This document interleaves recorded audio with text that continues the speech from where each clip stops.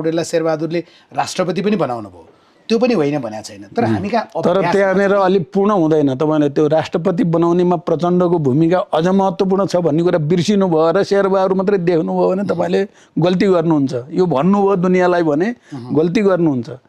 मैले चाहिँ नेपाली कङ्ग्रेसको प्रतिनिधिलाई नै राष्ट्रपति बनाउनको लागि केपीसँग ठुलो बहस गरेको छु र केपीसँगको मेरो सम्बन्ध विच्छेद हुनुको एउटा कारण त्यही थियो। पुस 10 को जुन गठबन्धन थियो त्यो टुट्नुको मुख्य कारणै त्यो नेपाली काङ्ग्रेसलाई राष्ट्रपति दिनुपर्छ भनेर अडान मैले नलिएको भए शेरबहादुरजीले भनेर पनि रामचन्द्र पौडेल राष्ट्रपति हुने कुनै सम्भावना र चान्स थिएन।